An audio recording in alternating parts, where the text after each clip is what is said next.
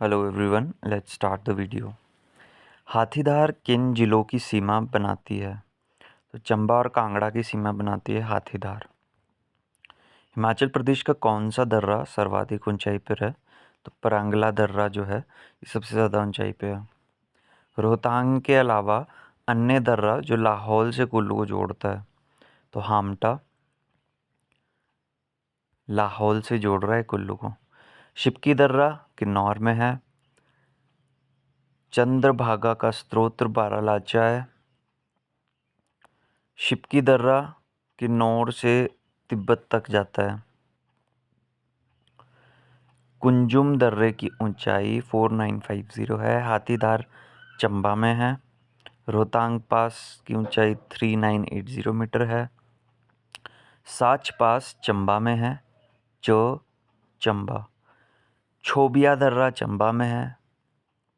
बारालाचा दर्रा 4890 मीटर की जिसकी ऊंचाई है, ये लाहौल स्पीति में बारालाचा। भीम दसूत्री जोत जो है कांगड़ा चंबा के बीच में है। रोहतांग दर्रा 3978 मीटर की ऊंचाई पर है। मकोड़ी जोत कांगड़ा में है। दराटी दर्रा चंबा में है। दराटी दर्रा जो है दर्रा चंबा में है। तामशर दर्रा कांगड़ा में, तामशर। मकोड़ी जोत भी कांगड़ा में है और तामशर दर्रा भी कांगड़ा में है। प्राचीन आर्य नरेश, देवदास और शांबर के मध्य कितने वर्ष तक युद्ध हुआ? तो देवदास और शांबर के बीच में 40 वर्ष तक युद्ध हुआ। देवदास और शांबर के मध्य हुए युद्ध में किरात की हार हुई। आर्य राजा देवदास का मुख्य सलाहकार ऋषि भारद्वाज थे।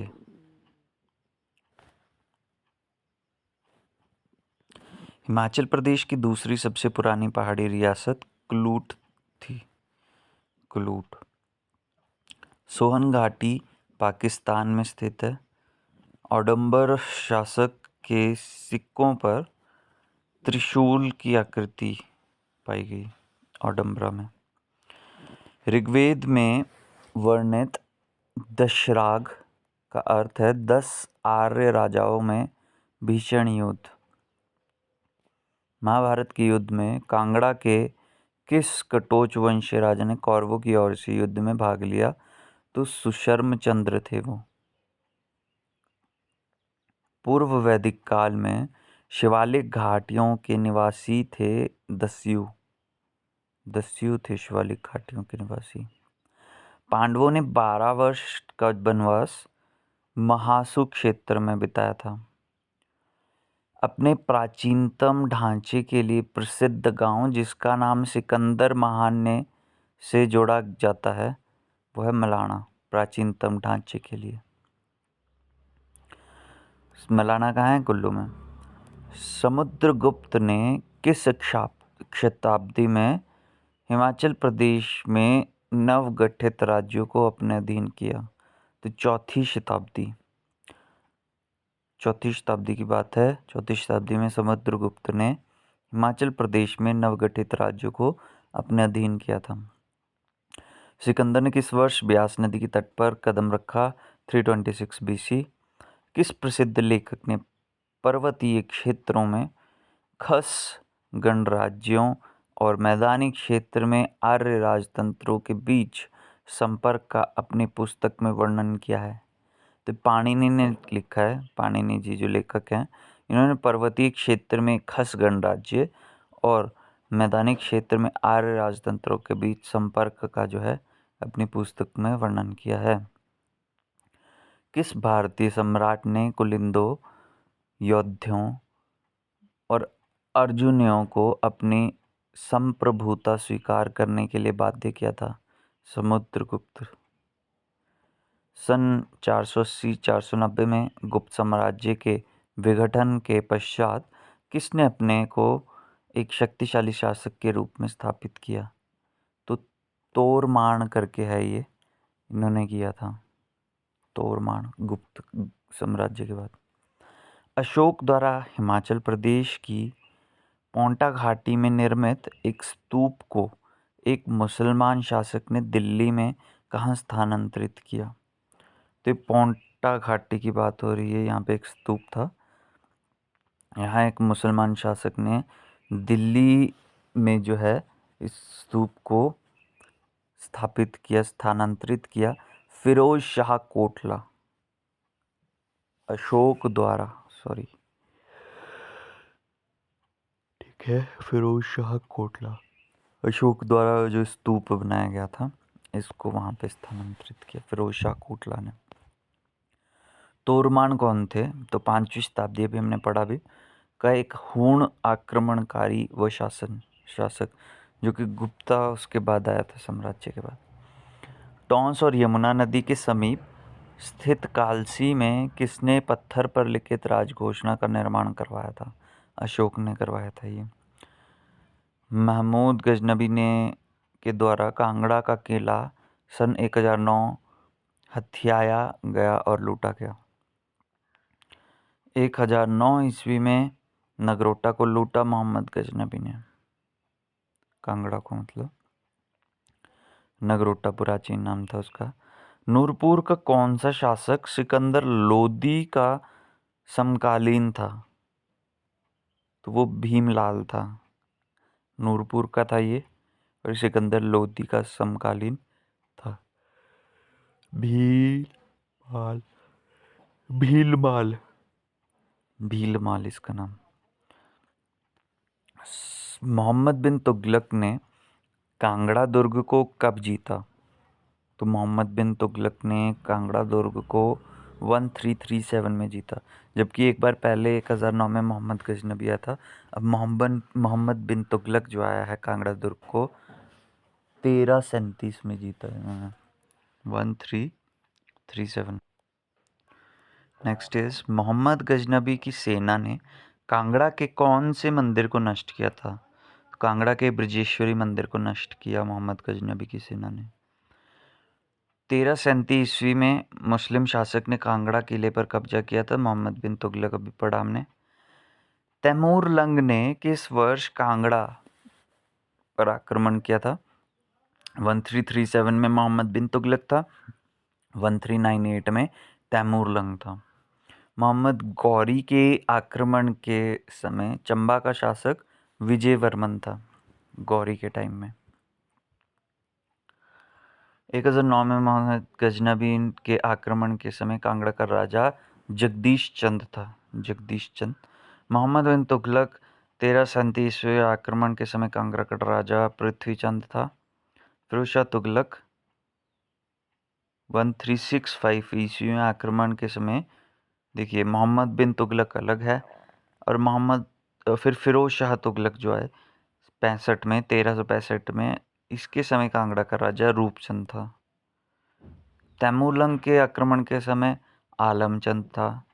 नूरपुर का कौन सा शासक जो है सिकंदर लोदी का समकालीन था? तो नूरपुर का जो वो शासक था भीलपाल, अभी हमने पढ़ा, उसके टाइम पे सिकंदर था, सिकंदर लोदी। नूरपुर का कौन सा शासक अलाउद्दीन खिलजी का समकालीन था? खिलजी की बात की जाए तो जसपाल था नूरपुर का शासक, ठीक है। अब हम नेक्स्ट क्वेश्चन की तरफ चलते हैं। दारा शिकोह, इससे पहले ये भी था, किस रियासत के शासक ने मुगल सम्राट जहांगीर की कांगड़ा का किला हस्तगत करने में मदद की थी? तो नूरपुर के थे ये राजा, इन्होंने कांगड़ा का किला हस्तगत करने में मदद की थी जहांगीर की। फिर दारा शिकोह की पत्नी ने किस रियासत के राजा को अपने बेटे की तरह माना? नूरपुर के राजा को अपने बेटे की तरह माना था दारा शिकोह की पत्नी ने। मुगल सम्राट अकबर ने जागीर के रूप में कांगड़ा किसे प्रदान किया? तो बीरबल को किया था। जिस मुगल सेना ने 1620 ईस्वी में कांगड़ा किले को अपने अधीन किया था, उसका कमांडर कौन था? तो वो था नवाब अली खान। इन्होंने कांगड़ा किले को अपने अधीन किया था, नवाब अली खान। कांगड़ा के शासक जयचंद को किस मुगल बादशाह ने कैद किया था? अकबर ने किया था। हिमाचल के इस राजा को औरंगजेब ने छत्रपति का खिताब दिया? तो केहरी सिंह को। नगरकोट के किले के भीतर किस मुस्लिम शासक ने मस्जिद का निर्माण करवाया था? नगरकोट के किले के अंदर जहांगीर ने करवाया था। मुगल साम्राज्य के विघटन के बाद किस शासक ने अपने राज्य का विस्तार किया?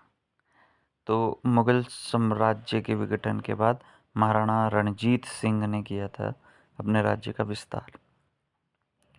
किस नगर में जहांगीर ने किले के अंदर मस्जिद बनवाई? नगरकोट में भी हमने पढ़ा। जहांगीर ने किस वर्ष नूरपुर के राजा जगत सिंह पठानिया को कांगड़ा का फौजदार नियुक्त किया? तो जगत सिंह पठानिया को किया था 1640 में। नेक्स्ट है, मुगल सम्राट अकबर का समकालीन बिलासपुर का राजा कौन सा था? तो अगर हम अकबर की बात करें तो इस टाइम बिलासपुर के राजा ज्ञानचंद थे। किस रियासत की समृद्धि और खुशहाली के लिए गुरु गोबिंद सिंह ने 18 दिन का तक अखंड कीर्तन किया? तो मंडी के लिए किया था इन्होंने। दत्तारपुर रियासत किस वर्ष महाराजा रणजीत सिंह के अधीन आई? तो 1809 एडी में आई थी दत्तारपुर रियासत इनके अंडर। किस वर्ष में सिख जनरल जोरावर सिंह ने अपने सिख राज्य में लाहौल स्पीति के क्षेत्र को मिला दिया? तो 1842 में सिख जनरल थे जोरावर सिंह, उन्होंने सिख राज्य में लाहौल स्पीति के क्षेत्र को भी मिला दिया था कि भाई ये भी अपना ही है। 1842 की बात हो रही है। गोरखाओं को पराजित करने के बाद महाराणा रणजीत सिंह ने, देखिए, गोरखाओं को पराजित करने के बाद महाराजा रणजीत सिंह के नियुक्त किए कांगड़ा हिल के प्रथम नाजिम या राज्यपाल कौन थे? गोरखाओं को पराजित करने के बाद महाराजा रणजीत सिंह के जो नियुक्त किए कांगड़ा हिल के प्रथम नाजिम, या जिसको राज्यपाल भी कहा जाता है, वो थे देसा सिंह मजीठिया। देसा सिंह मजीठिया। तो महाराजा रणजीत सिंह द्वारा किसे पहाड़ी राज्यों का नाजिम नियुक्त किया गया? ये वही चीज़ है, देसा सिंह मजीठिया को। बंगाणी साहिब की लड़ाई किस वर्ष लड़ी गई? तो 1886 1686 ईस्वी में बंगाणी साहिब की लड़ाई हुई थी। 19वीं सदी के प्रारंभ में अनेक पहाड़ी रियासतों पर आक्रमण करने वाली गोरखा सेना का नेतृत्व अमर सिंह थापा करते थे। 1805 ईस्वी में हमीरपुर के पास कांगड़ा के संसार चंद को अमर सिंह थापा ने हराया था। 1805 में अमर सिंह थापा ने संसार चंद को महल मोरिया स्थान पे हराया। 1809 में बिलासपुर के राजा महान चंद ने जो है गोरखाओं को कांगड़ा पर आक्रमण करने के लिए आमंत्रित किया था। तो बिलासपुर का थे ये महान चंद, बड़ी महानता दिखाई इन्होंने। बिलासपुर रियासत पर कब तक गोरखाओं का अधिकार रहा? तो 1814 तक रहा ये, अप्रॉक्स 5 ईयर्स। किस गोरखा कमांडर ने 1805 में कांगड़ा पर आक्रमण किया? तो अमर सिंह थापा, तो देख लिया। 1815 की सगौली की संधि पर दो पक्षों ने हस्ताक्षर किए थे, गोरखों ने और अंग्रेजों ने। 19वीं शताब्दी के पहले दशक में हिमाचल प्रदेश पर आक्रमण करने वाले गोरखा ट्रूप दल का कमांडर अमर सिंह थापा था। महल मोरिया नामक ऐतिहासिक स्थान पे इसने राजा संसार चंद और गोरखों के बीच में युद्ध हुआ था। तो ये कहाँ स्थित है? ये हमीरपुर में स्थित है। 1804 में जब गोरखाओं ने कांगड़ा पर आक्रमण किया तो उस समय जसवान का जो राजा था वो उमेद चंद था, उमेद चंद। गोरखा कमांडर भक्ति थापा 1815 ईस्वी में मलौन दुर्ग में मारा गया था। ठीक है, भक्ति थापा इसका नाम था। कांगड़ा, कुल्लू और लाहौल स्पीति में जो है 1800 46 ईस्वी सन में जो है अंग्रेजों के अधीन हुआ था ये वाला एरिया। तो 1846 में अंग्रेजों के अंडर आया था कांगड़ा, कुल्लू और लाहौल स्पीति। नालदेहरा की जो प्राकृतिक सुषमा से अभिभूत होकर एक ब्रिटिश वायसराय ने अपनी बेटी का नामकरण वही कर दिया था, नालदेहरा। तो लॉर्ड कर्जन था उसका नाम, लॉर्ड कर्जन। देशी राज्यों के अंतर्गत के सिद्धांत की रचना किस गवर्नर जनरल ने की थी?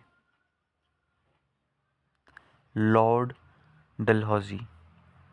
इन्होंने देशी राज्यों के अंत के सिद्धांत की रचना की थी, लॉर्ड डलहौजी ने। कोटखाई को किस वर्ष ब्रिटिश साम्राज्य में मिलाया गया? कोटखाई को 1846 में जो है ब्रिटिश साम्राज्य में मिलाया गया था, कोटखाई को 1846 में।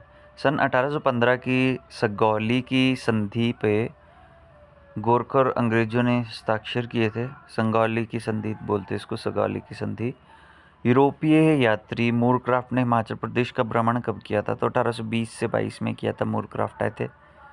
मंडी, सुकेत, कांगड़ा और स्पीति 1846 ईस्वी में जो है अंग्रेजों के अधीन आई। 1863 में ब्रिटिश अधिकारी थे ये, मेजर ब्लेयर रीड करके थे। ये पहली बार जो है चंबा राज्य की देखभाल के लिए नियुक्त किया गया था इनको 1863 में। पहले अंग्रेज थे ये, मेजर ब्लेयर रीड। प्रथम विश्व युद्ध के समय जो है कांगड़ा के जयचंद राजा की जो सेवाओं से प्रसन्न होकर अंग्रेजों ने महाराज की उपाधि दी थी, जयचंद। लॉर्ड मायो, और ये कब की बात है? पहले विश्व युद्ध की बात हो रही है ये। तो ये कांगड़ा के राजा थे जयचंद, उस टाइम इनको महाराज की उपाधि दी गई थी। लॉर्ड मायो ये 1871 में पहली बार मंडी आए थे, लॉर्ड मायो। 1857 ईस्वी की महान क्रांति के दौरान बुशहर राज्य का शासन कौन संभाल रहा था? राजा शमशेर सिंह, जिसने ब्रिटिशरों के विरुद्ध क्रांति में हिस्सा लिया था। तो शमशेर सिंह था, 1857 की क्रांति में उन्होंने पार्टिसिपेट किया। ये बुशहर राज्य को संभाल रहे थे उस टाइम पे। बुशहर, शमशेर, समझ लो, सॉरी। 1857 ईस्वी में अंग्रेजों के विरोध उठ खड़े होने के लिए जनता को प्रेरित करने वाले जो जननायक प्रताप सिंह हैं, इनकी शहादत कहाँ हुई थी? तो ये धर्मशाला में हुई थी, जननायक प्रताप सिंह। और 1857 के स्वतंत्रता संग्राम में किस देशी रियासत ने तटस्थता का दृष्टिकोण अपनाया? ना अंग्रेजों का ना विद्रोह का साथ दिया। तो रामपुर बुशहर के थे ये। राजसी मुखियाओं, शमशेर जी की बात हो रही थी। राजसी मुखियाओं में कौन 1857 ईस्वी में अंग्रेजों के साथ रहा? तो राम सिंह था। क्रांति के समय कहलूर का राजा कौन था? तो हीरा चंद था, 1857 की हीरा चंद। कुल्लू के शासक को 1847 ईस्वी की क्रांति के समय, 57 की क्रांति नहीं है, राय की उपाधि दी गई थी, तो ज्ञान सिंह को दी गई थी। धामी त्रासदी के आंदोलनकर्ताओं का नेता भागमल सोठा था, 1939 में ये हुआ। इसी टाइम पे हिमालय रियासत प्रजामंडल की स्थापना की गई थी। हिमालय रियासती प्रजामंडल के जो पहले अध्यक्ष थे वो पद्मदेव थे।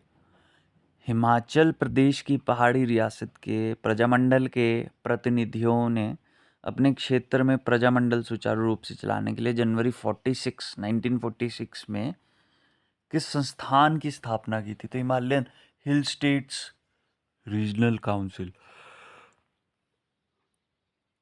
Last question of this video, Himachal Pradesh की किस देसी रियासत ने के लोगों ने बेगार प्रथा